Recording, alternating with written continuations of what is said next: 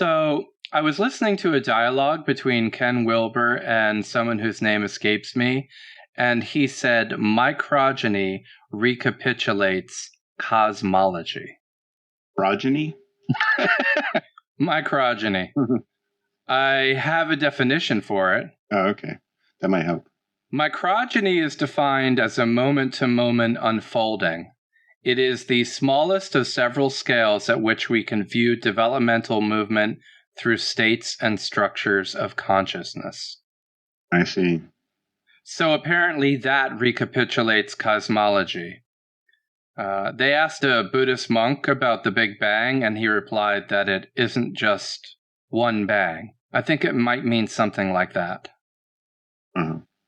So microgeny is a sort of moment-to-moment unfolding. Yeah. Yeah, then you get into Bardo and stuff like that. Okay, well, you're saying that in every present moment is a sort of Big Bang. That would make sense to me in terms of recapitulating cosmology. Yeah, I see that. And also, there's the rhyme scheme thing going on there with microgeny and cosmology, which makes me think that you could replace cosmology with the universe. Right. And then I wish I could remember who it was, but they said that for anything to happen here, it must happen or have happened somewhere else. And I was listening to a Christian thinker recently who talked about that we are basically repeating what happened to God. Mirroring the act of creation? Mirroring the act of God's creation. In some sense, I think that's implicit in observing the Sabbath. Mm-hmm. God creates creation in 6 days, and on the seventh day, he rests. And that's actually what we're supposed to be doing. Right. Living life in that pattern, resting on the seventh day. So constantly cycling through that process of the week. Technically, the first day would be Sunday, which would make sense because God said, "Let there be light." And if you go by the interpretation of the book of Genesis that is said to harmonize with what we know of cosmology, what that actually means is not the creation of light, but rather the clearing of the overcast skies to let the light that was already there in to shine more fully on the earth. Right, yeah.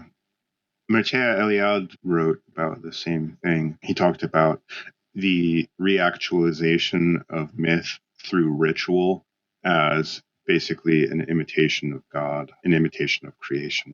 Okay, here's a question. Is meditation a ritual? Yeah, that's a really good question. I think that it is. Eliade describes a ritual as a sort of rupture in standard time and standard consciousness to allow the supramundane to reveal itself in the mundane.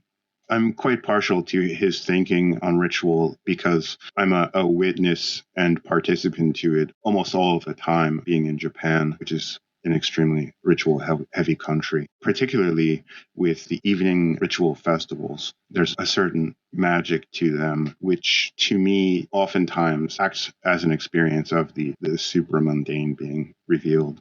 That makes a lot of sense. They put a lot of emphasis on paying attention to subtle detail. Yeah, especially music as well. It's kind of funny that this came up because I was kind of sleepless last night and I went out for a walk and I heard this beautiful flute line and I just decided to follow it. And as I got closer and closer, this was like maybe 9:30, 10 o'clock at night. There was this small procession of drummers and chanters and a flautist playing this incredibly mysterious music, making their way down a street. Yeah, it sounds amazing. It's very interesting when you think about the sacred rituals that take place at a given point in time, allowing a higher level of reality to shine through and to reveal the way it pervades this reality that we inhabit. And the idea that what we are experiencing as mundane is like being on the wheel of Maya, the wheel of fortune, the wheel of time. And that there are these points in time, points on that wheel where there are these openings, but also that this happens on a smaller scale too, and that this seems to point back to the concept of microgeny recapitulates cosmology. I think you could say that the point of ritual is to realize that microgeny recapitulates cosmology.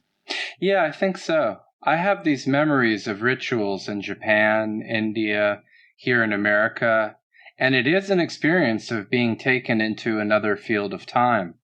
Even once listening to a man play Bach on classical guitar, I had the sense of having listened to the piece hundreds of years ago.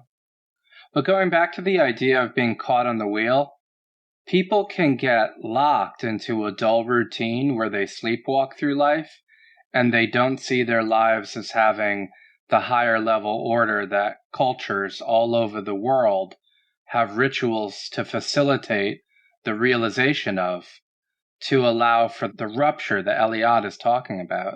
Yeah, absolutely. Trungpa described meditation as a rupture in terms of that during the act, you stop sowing the seeds of karma. Which is very much like momentarily not being spun on the wheel. Right. It also reminds me of an insight I had about playing cards. Playing cards are actually derived from tarot cards.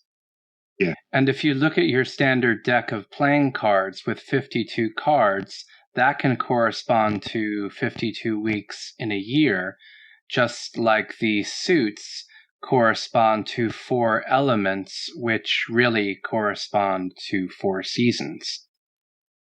Right. The deck of playing cards can be taken to map to the wheel of time. And when people play the game, they often play it at a round table.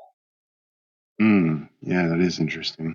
So if you look at the number of cards in a suit, it's 13, and that actually corresponds to the number of weeks in a season.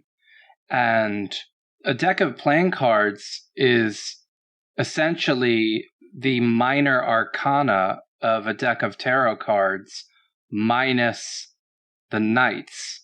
And also you have the Joker, which could be thought of as a kind of residue of the major arcana, or maybe even as a hybrid of the magician and the fool.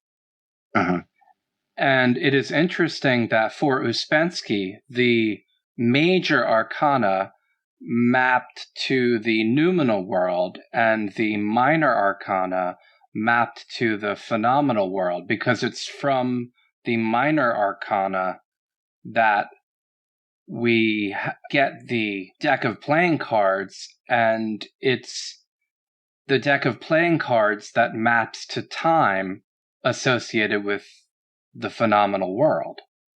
Oh, that's interesting. This talk is making me want to go back and look more at what Eliade wrote about time, because that seems to keep coming up as an element.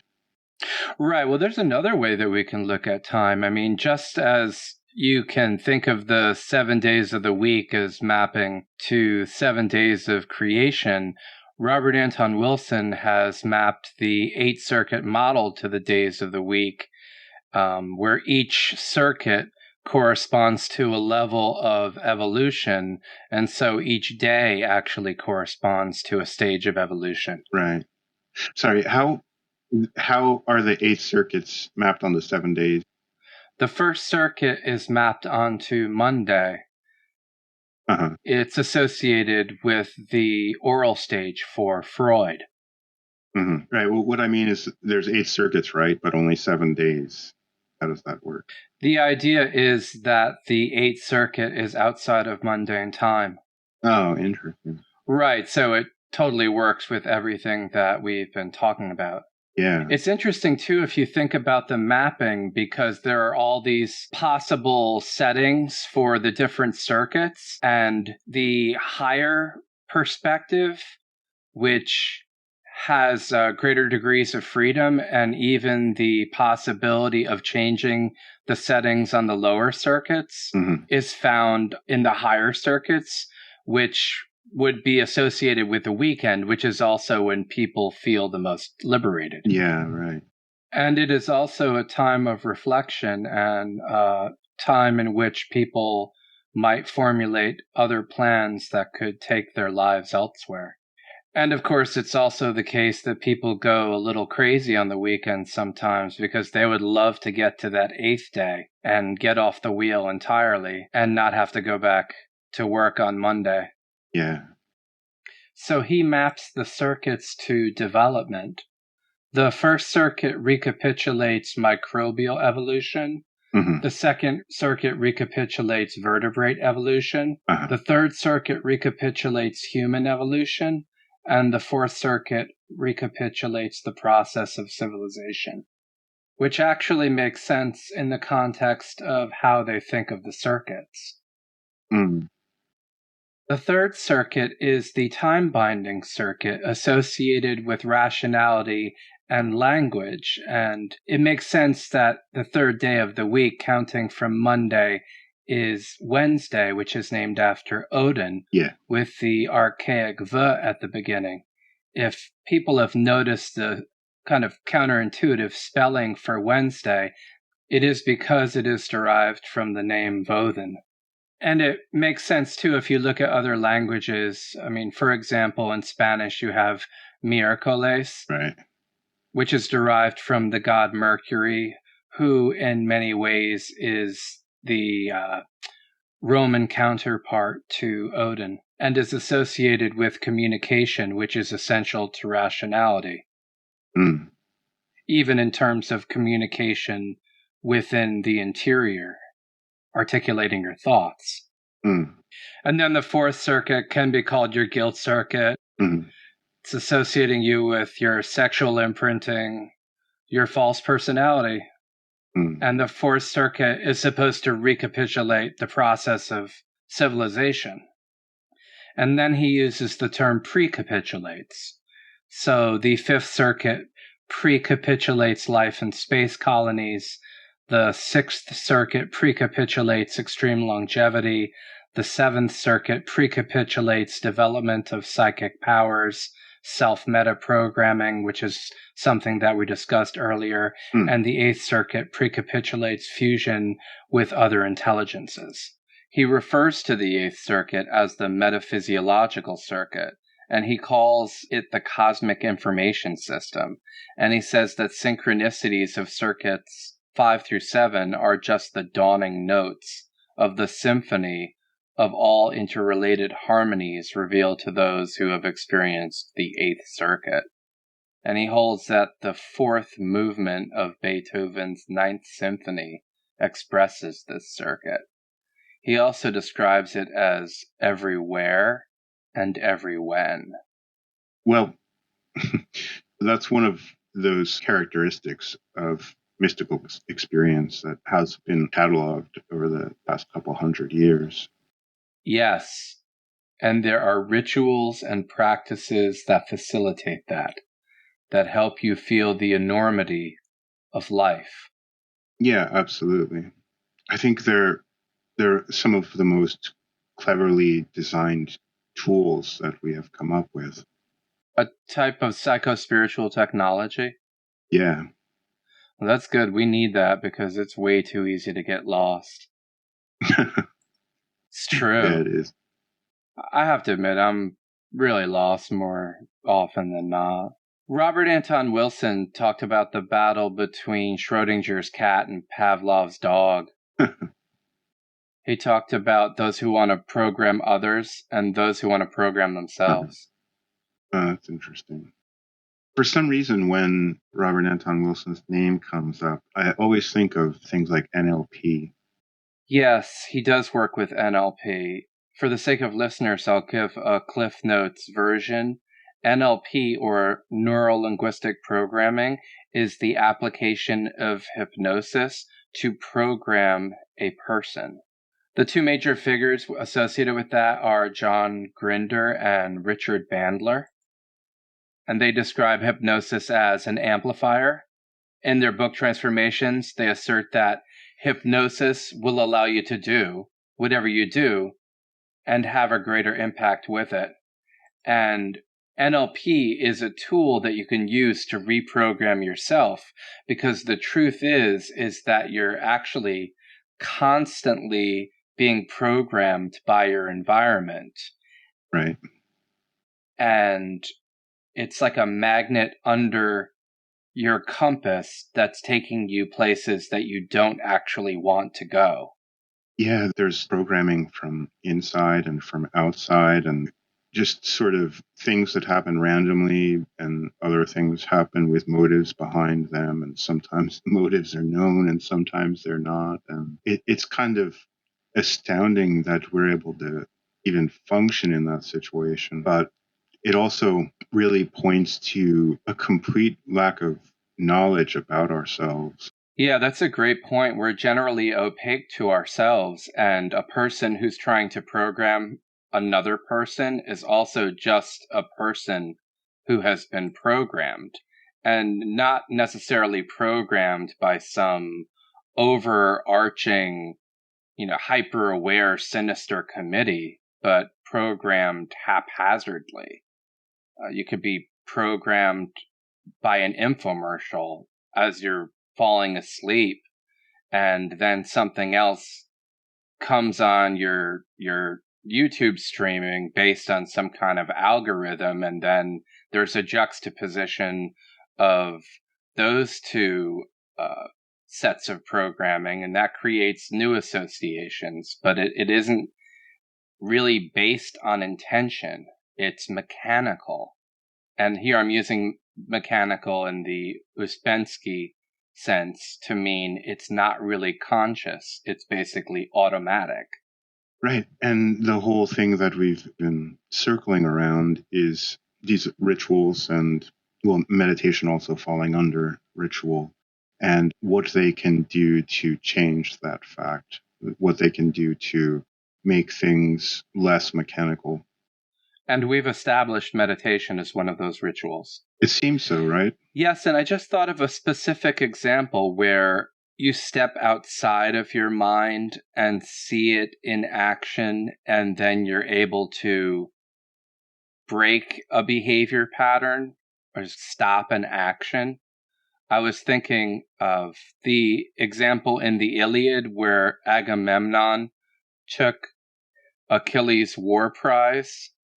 I think her name was Briseis.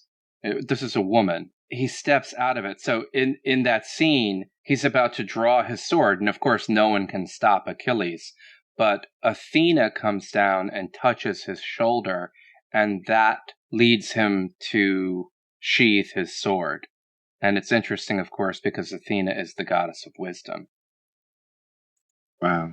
You know, what's interesting to me is Kon Satoshi used that exact technique in Perfect Blue. Whatever reality tunnel the main character Mima is in, whenever someone taps her shoulder, she wakes out of it into a greater reality. Wow. Interesting. Yeah, that's an unexpected connection there. Yeah. One thing I was going to mention, the younger of my two daughters, she's a year and 5 months now, and she's basically vocalizing the entire time that she's awake, doing all of these strange pronunciations and stuff that we can't do. And I've read basically that it seems an established fact that we're sort of born with the ability to pronounce any and all human languages, but that when we grow up in a certain language outside of the native language, and it's been like 25 years or so since I read this book, so don't quote me on the numbers, but this is one reason why it's known basically that Japanese people are, well, especially English, but basically any other language. I've seen it when they try to speak Chinese as well. They're the poorest in the world at pronouncing other languages. And the reason for that seems to be in exactly what I'm saying, that the Japanese language is a sound poor language. There are very few different sounds. I believe what I read is that there are only 130 different types of vocalization, different types of sounds in the language, compared with something like English, where there are about 3,000. So what I wanted to get at, in a way, is not just with language, but with the specific culture that you're brought up in, there are all of these limitations entailed in basically just being brought up in one. But that what happens in ritual is that you have these sorts of core elements that seem to exist in many or all cultures. They've created identical or at least very similar rituals under the surface, but there's just this sort of cultural, linguistically influenced styling on top of that core, which is just what makes the Japanese ritual different from the Indian ritual. Right, you're talking about cultural inflection. Right. There's very much an element of the Buddha's two truths in this as well, which I suppose we'll do a podcast on at some point. But the basic idea is that while the culture or the language puts all these sorts of limitations on us, kind of imprisons us, the way out, in this case, for example, ritual, is inscribed into those limitations. It's through those limitations that you find the limitless. Right. I remember reading something similar in Gadamer. We are always coming up against these limits, and that is what makes us aware of what we are operating in when we reach a limit of it. Kind of like in the 13th floor when the guy drove to the edge of that world. Right. Yeah, Hölderlin described that by way of the limits and our transgressing of them, we find out who we are. Yeah, that is a profound and also dangerous idea. I mean, depending on how you think about it, Yeah. Well, right. I mean, even if you don't actually succeed in transgression, you at least are made aware of the limit. True. I found a relevant passage from Eliade. I was out reading. What do you say? Okay. This is from The Sacred and the Profane. For religious man, time too, like space, is neither homogeneous nor continuous. On the one hand, there are the intervals of a sacred time, the time of festivals, by far the greater part of which are periodical. On the other, there is profane time, ordinary temporal duration, in which acts without religious meaning have their setting. Between these two kinds of time, there is, of course, solution of continuity. But by means of rites, religious man can pass without danger from ordinary temporal duration to sacred time. One essential difference between these two qualities of time strikes us immediately. By its very nature, sacred time is reversible in the sense that, properly speaking, it is a primordial mythical time made present. Every religious festival, any liturgical time, represents the reactualization of a sacred event that took place in a mythical past, in the beginning. Religious participation in a festival implies emerging from ordinary temporal duration and reintegration of the mythical time reactualized by the festival itself. Hence, sacred time is indefinitely recoverable, indefinitely repeatable. From one point of view, it could be said that it does not pass, that it does not constitute an irreversible duration. It is an ontological Parmenidean time. It always remains equal to itself. It neither changes nor is exhausted. With each periodical festival, the participants find the same sacred time, the same that had been manifested in the festival of the previous year or in the festival of a century earlier. It is the time that was created and sanctified by the gods at the period of their gesta, of which the festival is precisely a reactualization. In other words, the participants in the festival meet in it the first appearance of sacred time as it appeared a origine in illo tempore. For the sacred time in which the festival runs its course did not exist before the divine gesta that the festival commemorates. By creating the various realities that today constitute the world, the gods also founded sacred time, for the time contemporary with a creation was necessarily sanctified by the presence and activity of the gods. Hence, religious man lives in two kinds of time, of which the more important, sacred time, appears under the paradoxical aspect of a circular time, reversible and recoverable, a sort of eternal mythical present that is periodically reintegrated by means of rites. This attitude in regard to time suffices to distinguish religious from non-religious man. The former refuses to live solely in what, in modern terms, is called the historical present. He attempts to regain a sacred time that, from one point of view, can be homologized to eternity. How can this be related to the idea that people who are overly absorbed in the mundane world are not truly present? Yeah, that's the question. When we talk about this eternal mythical present, are we talking about what is generally referred to as now? Well, the way that this world is set up and the way that it emphasizes certain things and de-emphasizes others, for the most part, the actual now is skipped over and time is just frittered away. An example I tend to think of is in work. When you're working at work, if you were to try to do that job within the sacred time consciousness, you'd be very quickly fired because there are deadlines and things to get done. And in the sacred time consciousness, there's more of a sense of play and of pursuing things for their own sake. And so, for example, if you come across an interesting word at work, you might want to look it up and look up its etymology. Then you find out something interesting that leads you somewhere else. And then, the day is done and you've gotten no work done. But, but you've kept a sort of opening for something real to happen.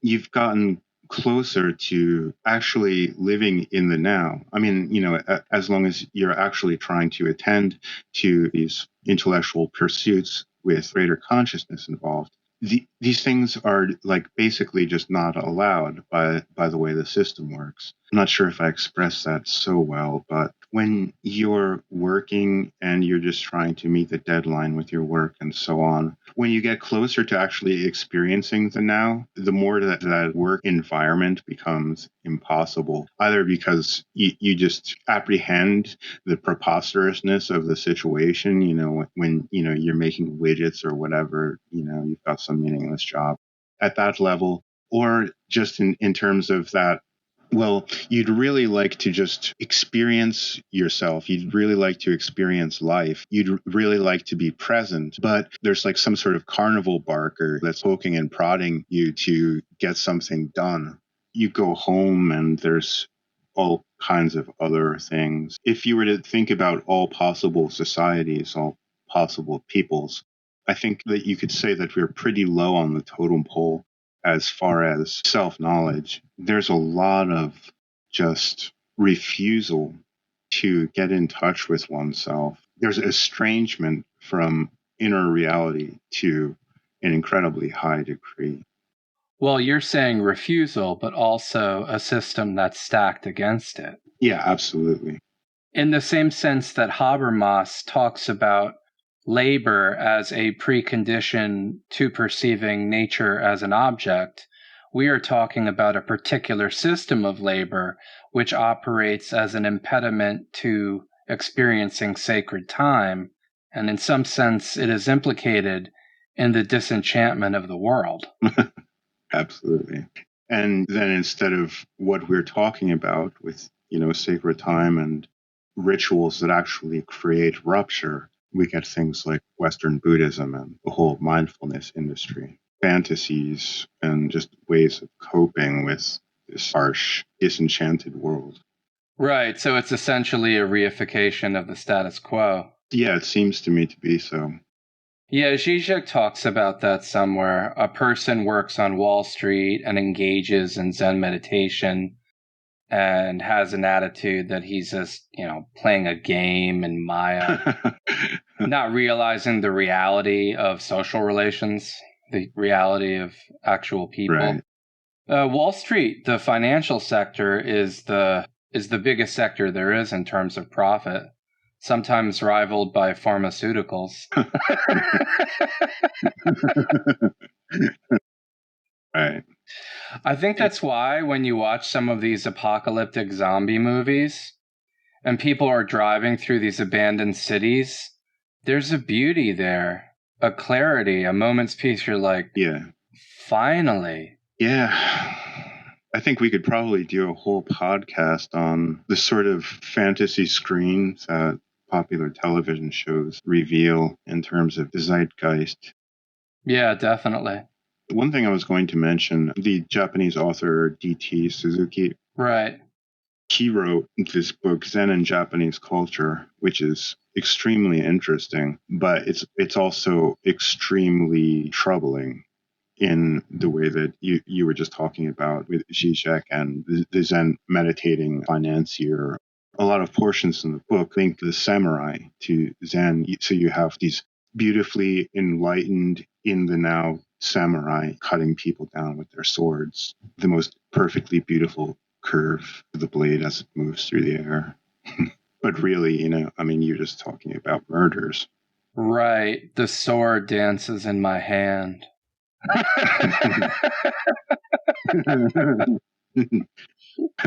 Someone's cut. The self does not exist.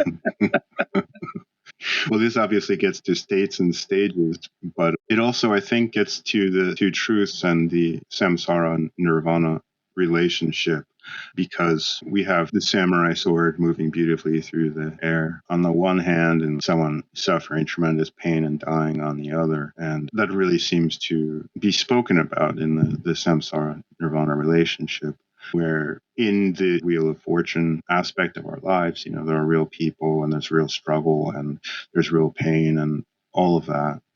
And then when you talk about a non-dual state of consciousness, you get into all of those things, like it's just a game of Maya and that sort of thing. What I mean to say is that with the two truths philosophy, you get the idea that the struggle and the pain of all of us is just as real, equally real, as the state of consciousness that sees beyond a lot of the illusions that we suffer in the various reality tunnels influenced by history and by the world and the disenchanted world as it is, so on. Yeah, that's a great point. I mean, the two truths doctrine definitely does point us beyond just like a collection of techniques for reaching a non-dual state, like a one-pointed samurai. I mean, it points to a shared world where we consider the plight of other beings and points to an enlightenment of someone awake in the world. Right. My favorite formulation of the two truths is this one. The world is illusory. Brahman alone is real. Brahman is the world. At the first level, you realize the world is illusory. At the second level, you realize there's an underlying ground of this illusory world. In this case, we're calling it Brahman. At the third level, you realize Brahman pervades this reality. Nirvana pervades samsara. And this world is only unreal in its false framing. And all the suffering beings truly are suffering. And here, of course, we have the first noble truth and the context for the Bodhisattva vow.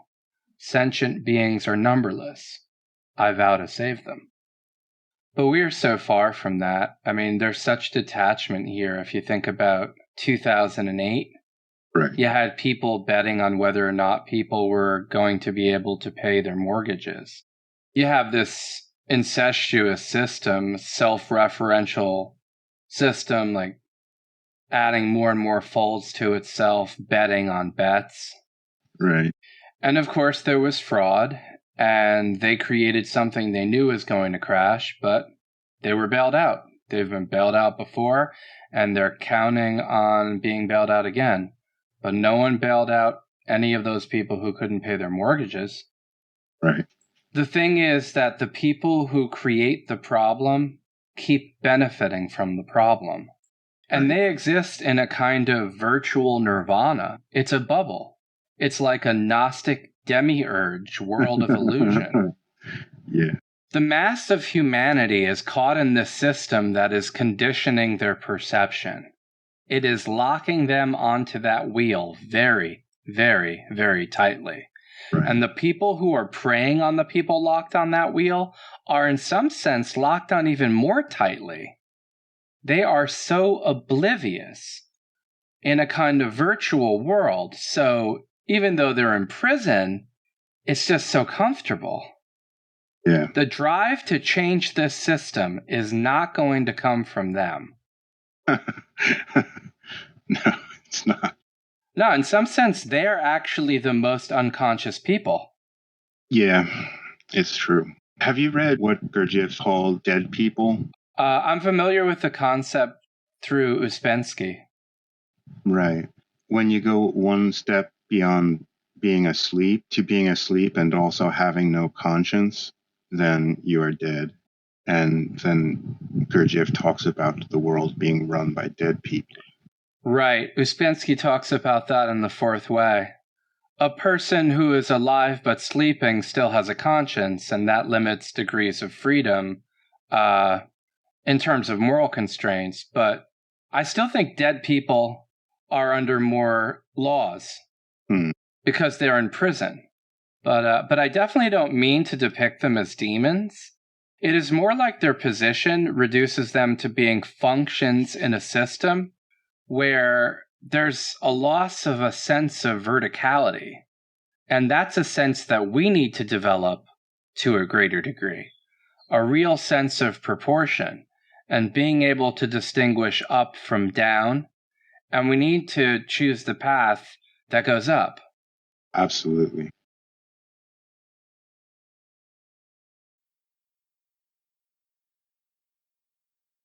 So do you want to just try to wing the outro and see what happens? Yeah, I think winging the outro is a good idea.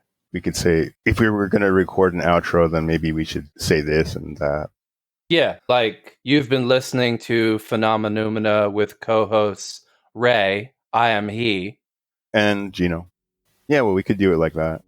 Yeah, and then we could direct them to all the places where the podcast would be found. Spotify, iTunes, wherever they are. And, check out our webpage, Phenomenoumena.com. What about using this? Can we use this? Yeah, I think maybe we should use this.